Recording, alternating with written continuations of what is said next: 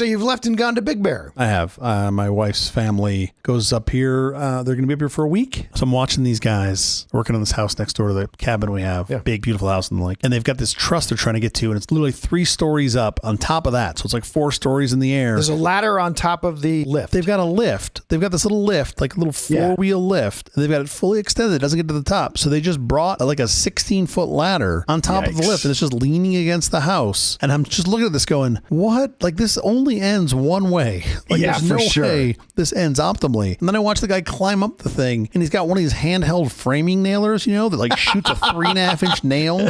What's going to go wrong with that? That should be fine. I'm going to catch a nail to the face is what's going to happen. It's the only way I see this going down. All of Big Bear is in jeopardy. Everybody's out like enjoying the lake, having fun. I'm just sitting here watching this guy, just waiting for the next shoe to fall. It's like, it's going to happen. Quiet, please. I'm going to go over to Kinko's and make a sign that says number of days since last OSHA incident. In 4. And it's only going to have 2 number cards, 0 3, and 1. That's it. 2.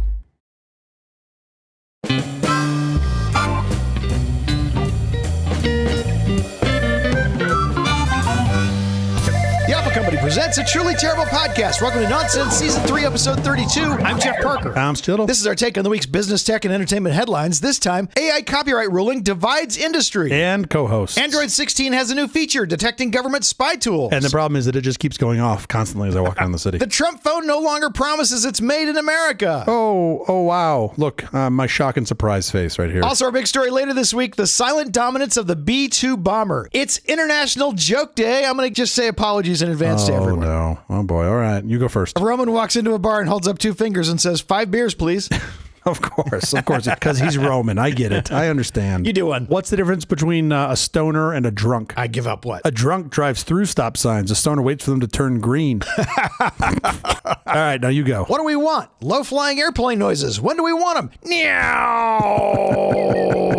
Any good joke needs sound effects. What is the difference between a hippo and a Zippo? One is really heavy and the other's a little lighter. Oh, you knew that one. What do you got? Got another one? 2 muffins are in the oven, and one says to the other, "It's getting hot in here." And the other muffin looks over and says, "Talking muffin." A classic. Mm-hmm. Okay, one more. You go. My 3 favorite things are eating my family and not using commas.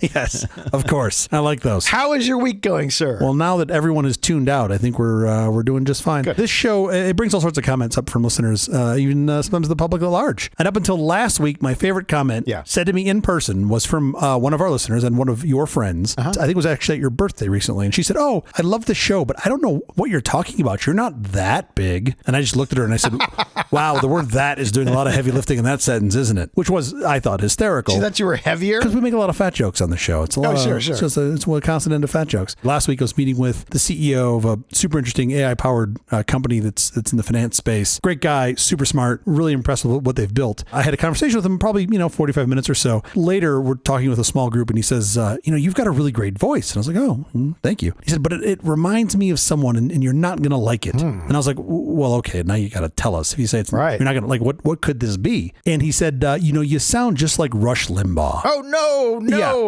I assumed there was like a punchline coming, but no, there wasn't. It was just, that was it. You sound nothing like Rush. I was just known as Rush Jr. And I'm going to work on my Oxycontin addiction now. I'm going to try to get that ramped up. Excellent. And maybe then I can take over for whatever his legacy was. Anyway, but I enjoyed the "you have a great voice" part, and that was it. Sure. Anyway, how about you? How was your week? I lost another friend this week. I don't want to be the eulogy guy, but this was someone really special. Oh, no. I aspire to be a polymath, as I know you do, to dive deeply into learning curves as much as I possibly can every single day. My friend Tucker Carney made me look like a rank amateur, and I say that without an ounce of modesty. I'm not talking about someone who is a jack of all trades, master of none. Tucker had a brain that burned searingly bright, and he relished learning deeply and widely, quickly becoming a master of whatever that incredible brain focused on. To sit in conversation with him was pure joy. He might have said that he was an entrepreneur, a problem solver, and a community builder. I'll add that he was generous. It's not overstatement to say his presence made the world a bigger place, and I'll give you a quick example. Tucker was an ice hockey player, but when his kids played soccer, he learned the game. Not just the rules, which he pretty pretty much knew already, but everything, down to the teams in his area that his kids' teams could play in case a scheduled team couldn't make the engagement. He tracked the level of play of each of the teams so he could match them up perfectly. Oh, wow. Soon, other teams discovered his expertise and passed on to people Tucker had never even met that if you had a dispute, this was the guy who could help you resolve it fairly. If your team needed an opponent, this was the guy who could supply it. If that sounds like a quaint little neighborhood thing, let me provide some scale. Within a short time, he was scheduling over 10,000 soccer games a year. Holy cow. And this was one tiny corner of his vast life. Tucker, the world got smaller when you left it.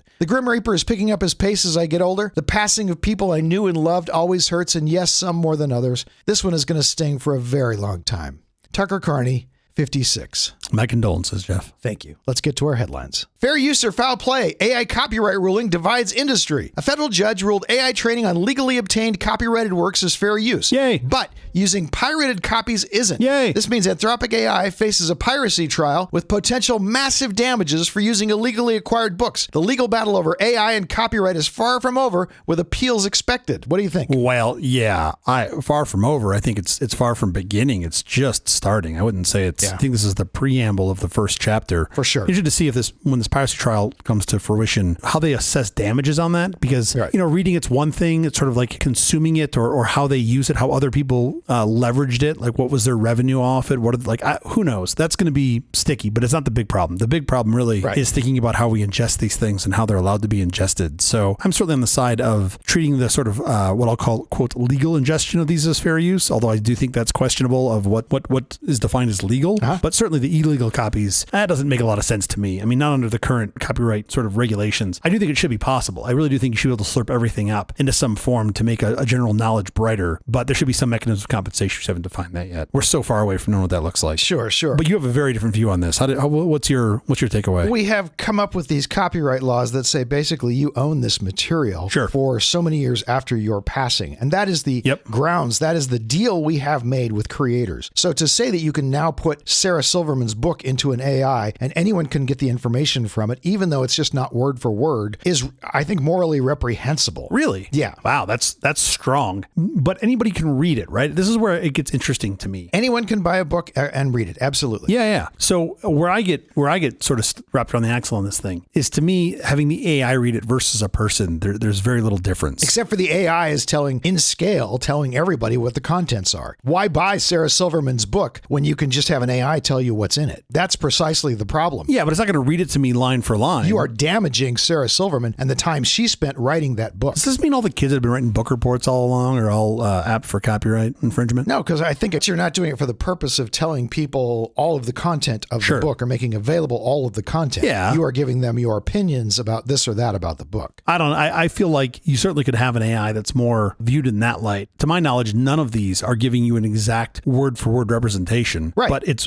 where do you draw the line? That doesn't matter. They're giving you the content. The gist. Sarah Silverman is being harmed, is being damaged because she is not making the revenue she could be making because you're getting her information simply from the AI. Yeah, but this we've been saying this now for 30 years or longer around copyright infringement. Just because I got it from some other source doesn't mean I would have bought it to begin with. And I get that the copyright holder says, well, no, that I'm never going to get that sale now because this other thing regurgitated. It doesn't mean I was ever going to buy it from you to begin with. Like, that's not one-to-one. Some would, some won't. I mean, you obviously can't say 100% of the people who stole it would have bought it. That's true. Yeah. I think you're going to change the way people make books. If this ruling stands, you will change the people that do not sell books and do not sell them under the current copyright law. Yeah. They will license their books with a very clear carve-out saying this license does not include allowing we allow AI to use it this way. Right. You are not allowed to give this to an AI. Only these ways. That license will be very, very explicit. Sure. And are you okay with that? I'm great with that. Do you think that's... License things however you want to. If you want to send Martin Scarelli the latest Wu-Tang album, and he writes a big check for it, part of the deal is he licensed it. He didn't buy it. Yeah. The only thing he can do with it is enjoy it himself. If he uses it in any other way, he's breaking the law. I'm fine with that. Let's make that deal. Make that the writing. We thought that's what copyright was. It's not. So I think people will change the way they sell books and movies and all those sorts of things. I mean, that's how most, not books, getting towards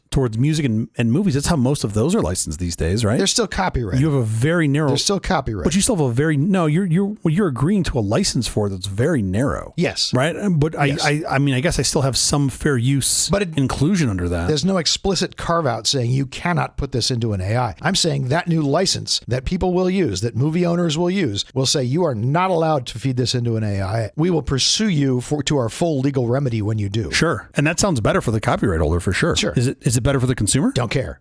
They're the people who No, I didn't say you didn't care, but is it better for the consumer? Don't care. The copyright holder, the person who or this licensee is the one who created the material. They can license it out however they wish. Sure. No, I understand. I understand that point. The Wu-Tang Clan does not have to give the whole world access to their album just because they sold one copy to Martin Scarelli. Yeah, but I mean, at a certain point, I mean, your own view on companies, you get to a certain size, and you have to think about what's better for all, not just what's better for the company. So why doesn't that apply to content holders too? For an individual production, say a movie that's $250 million, no, you can absolutely say this is a license. You are not allowed to feed this to an AI. That's a product you've made. I'm not a lawyer, but I presume at that point we have left the realm of copyright law and moved into the realm of contract law. I understand that. Your behavior generally as a company now has to comply to laws. You have to be very careful that you are not squeezing other people out of the same business. Yes, there are things that because of your size, you have to be very cognizant of when you become large. But the copyright, the actual how you release your products should still follow the same rules no matter what size you are. Sure. But I'm stuck on the part where you don't feel that what's in the consumer's best interest is important. It's important to everyone that we don't change the rules. If Sarah Silverman writes a book under the presumption that the copyright laws last so long and cover these things, it's important that we keep our word. I wonder how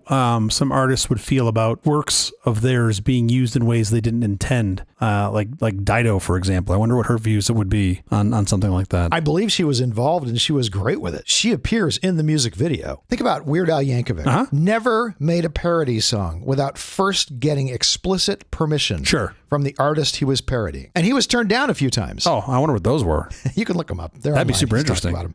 Yeah. Yeah. I don't know. I feel like we should take some modicum of interest in what's best for the consumer and for civilization at large. It's always best for everyone, and especially the consumer, when we keep our word. You're going to get a lot fewer things created if you actually can give it away to AI right after it's been made. If there's no time duration, if there's just the ability for AI to slurp up everything, people are going to stop putting up big money for a movie. People are going to stop putting up the time to write a good novel. And that might be okay. First of all, I don't necessarily agree that that's what's going to happen. But even if it were to happen, you say, oh, well, you're going to drag down the budget of movie production. I'm not sure that that's bad. It is if you like bigger budget movies, because there's no pot of gold at the end of the rainbow. Sure. A lot of those people are never going to reach the pot of gold anyway. Because there's now no pot of gold at the end of the rainbow, people who might otherwise have made it to the end won't take the time. They'll go off and do other things. Sure. That might be okay. I don't know. I really don't know the answer to that. So we'll miss out on a lot of the world's, some wonderful creativity we might have otherwise gotten. But then why aren't copyrights indefinite? Why don't they just go on forever? Great question. My point is that there's an expiry on them. And the reason there's an expiry is because we think it's better somewhere. Somebody thinks it's better for the masses. And it may be, and that's a deal you make going forward with people who have not yet copyrighted things. Yeah, sure. You can't go backwards and pull the rug out from people who believed they were creating something with a term for them to exploit it of X number of years. Yeah, but also to be fair, nobody did a carve out said you couldn't, when I released my book in 1987, you didn't say an AI couldn't read it. But that doesn't mean that it wasn't not allowed or wasn't they were writing it going, oh, no AI is ever going to read this. No, but they didn't think something was going to read it that was going to harm them from being able to monetize their work. The AI will absolutely harm them financially. I know it's not one-to-one. Not everyone who was going to take the information from the AI was going to buy it, but a certain percentage would have. They are absolutely being harmed financially. I don't think you know that to be true. I think we can assume that it's true. I think it's a reasonable assumption, but I don't think we know it to be true. That's an interesting question. Does it matter when you steal a diamond that you never would have bought the diamond in the first place? Sure.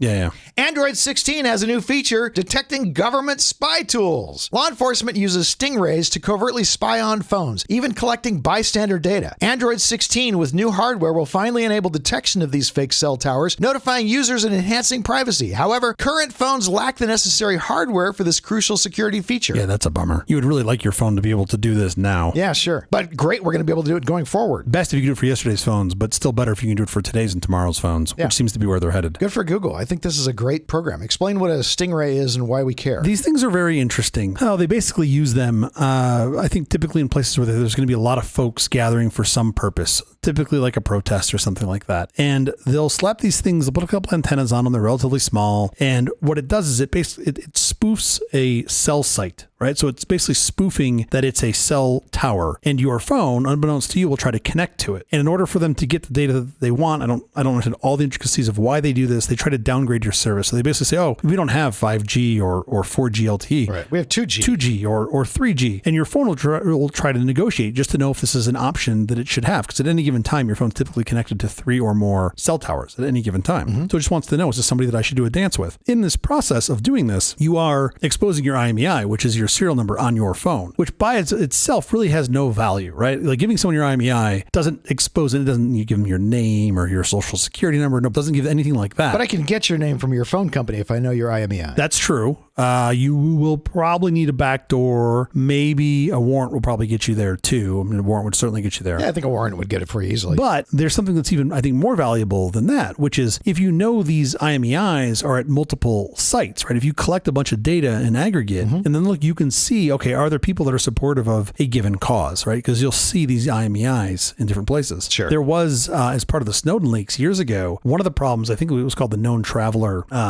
sort of the known traveler system, or I forget what they called it, but there was a system that would look for folks that would hop between cell towers with like IMEIs. Right. And if you saw somebody moving, if you saw a set of phones moving between cell towers in the same basic pattern, you could make an assumption that they were together, especially if you see this multiple times. Sure. And so you know there was a known traveler. So what they would do is if they had a suspected IMEI number, so an IMEI of someone that they wanted to look at, anybody that traveled with them, they could figure out, oh, this person's always with them. We should go probably watch them as well. Right. And it is unclear if they should have been allowed to do that or not, right? Because that information is available from the networks, from the phone carriers, but they would do that without a warrant, right? They would pull that information with no warrant. Sure. Because their point was there's nothing private about it. It's like, well, it's not entirely true. This Stingray is doing that by broadcasting that it is a cell site. Posing as a cell tower. Yeah. Even though it's not providing any real cell services to negotiate with you and extract your IMEI. And that's really all that it's doing, which is somewhat fascinating to me that they're allowed to do this. Like, I don't know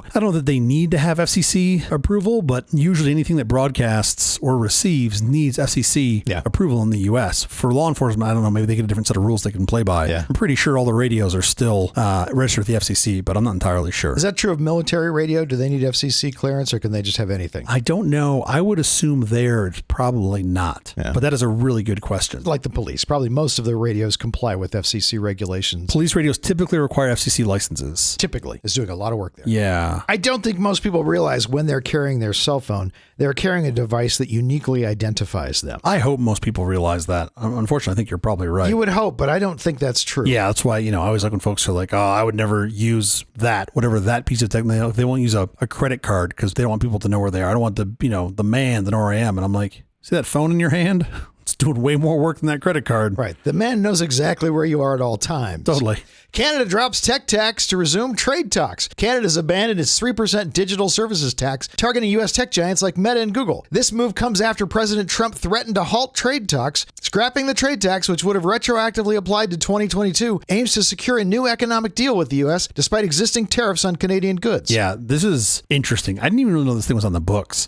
So apparently it's been active since 2022. They just haven't collected it. And they were supposed to collect it, I think, next month, but then said, well, you know what? Actually, we're probably going to repeal this thing. So sure. I don't know. I mean, who does that? What tax service do you know that sits around for 2 years before they go collect? Like maybe they just wanted it as a bargaining chip. Yeah, a little bargaining chip to have. I don't know. Of course. It feels interesting. Maybe this is their way of being grumpy that Meta and Google don't lobby enough in Canada. Sure, of course. I mean, it's completely reasonable that they would have a tax for something that is occurring on their shores. That's not unfair. However, the way they gave in on this made me think maybe this wasn't really even something they cared about. Seems like they caved a little easy. Is that kind of what you're thinking? Yeah.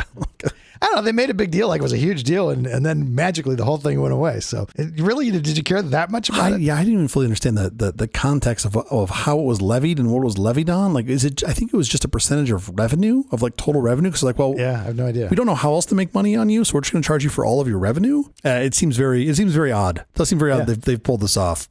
Or pull this off the rolls. Beyond publishing posts, Meta seeks access to your private unpublished photos. Meta is seeking access to users' camera rolls for cloud processing to power AI features. Though they deny current AI training on private photos, their terms permit analysis and retention of data, raising significant privacy concerns. This opt-in feature echoes Meta's history of extensive data scraping and will likely lead to the expansion of your social graph. Well, I mean, duh. right? This is what they've always done. That's what they do. Normally, I would say, look, they didn't carve these things out, but they didn't say they're explicitly doing them. So you're probably okay. Like the product itself that they're offering to the consumer looks mildly interesting, right? So it's designed to go through your camera roll and identify things like maybe specifically photos on your phone that you haven't uploaded publicly to Facebook. Yeah, just the whole roll to go through the things you haven't shared with the platform to say, oh, this is interesting. This is your anniversary, or you were with these people at this birthday party, right? Like, sure. Okay, I could see some value in that. Where I think it gets a little dicey is there's they talk about things very sort of loosey-goosey, where the analysis of these photos, they're going to retain the data. Sure. Okay, I understand that. You need to retain the data somewhere so you can figure out how to make decisions.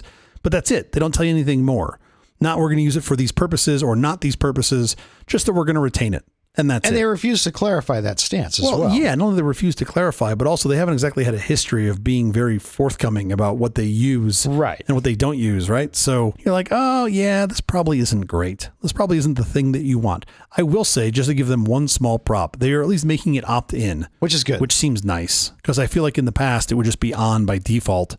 And you'd be 12 layers deep to figure out how to opt out. But so many people are going to opt in thinking, oh, how lovely. I'll get these wonderful things on my birthday. What are these montages, these collages? Yes. And never thinking about, oh, they're going through my photo roll. They're going to know everywhere I've been, all the locations where I've taken photos. They're going to know everybody who's in the background of all my photos with their AI. Yes. They will facially ID everyone. The people who didn't even consent to be tracked by Facebook will be tracked because they appear in your photos. Yes. But that's the beauty of it, right?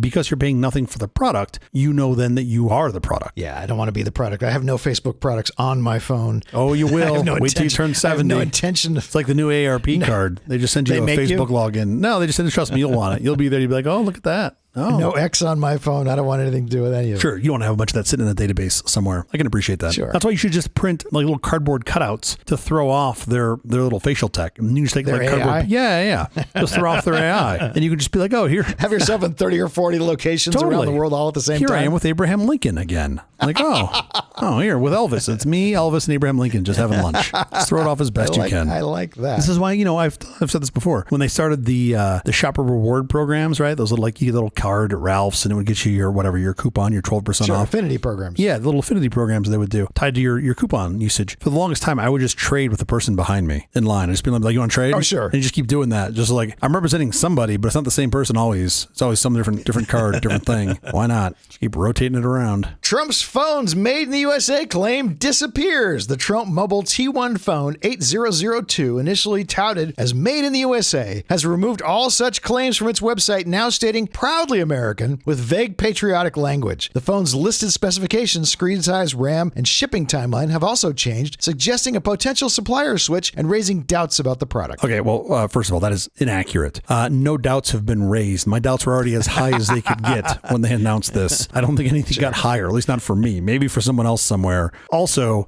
saying that because the specs have changed is suggesting a potential supplier switch, I also think is inaccurate because I don't think they ever had a supplier to begin with. So switching... It was a fictional product to begin with. Exactly. Yes. It was just makeup. It was just make-believe, right? Yeah. Like, the only thing I'm curious to is which of the LLMs gave them the best version of this phone? Like, was this an Anthropic product push? Was this a OpenAI product push? I'm not sure. But I'm not surprised, right? This had, to be clear, for those of us that haven't been paying attention for the past 2 weeks, when they launched this product, the banner on the homepage said that the T1s would be made in the USA in all uppercase. Right. So it wasn't like it was like buried in some footnote somewhere. This was one of the main selling points. And of course, that is not the case. But the effect has likely already been made, right? It's already been planted in a bunch of people's brains that this the Magic T1 will be made right here in the US of A. The new tagline is premium performance, proudly American. Yes, of course. Designed with American values in mind, and American hands are behind every device.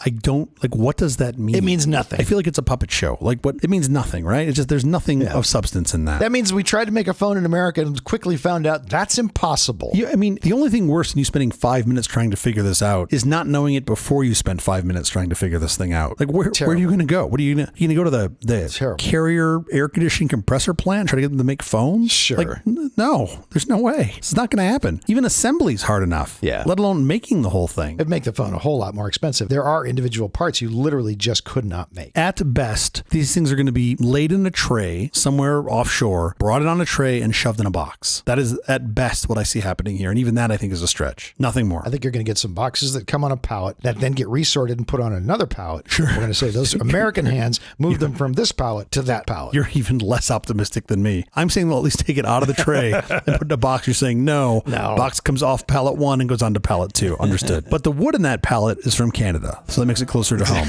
That's really. But only if they drop that big tax. Otherwise, you're using that good Chinese wood for sure. For sure. Okay, enough of the headlines. In fact, enough of the episode. We have to get out of here. Special thanks to our floor director, Tony Von Pervier. Thanks, TVP. We'll be back later this week with our big story, Ghost in the Sky, how the B-2 redefined air power. Until then, thank you for listening to all this nonsense. I'm Jeff Parker. I'm Steve Little. Matane. The Japanese. Japanese for bye-bye. Great, now I'm hungry again. Why does Japanese make you hungry? Have you not been? I've been. And were you not hungry? The food in the 7-Eleven is the best food you've ever tasted. I know, isn't that crazy? Isn't that crazy? Crazy how good the food is. I don't understand.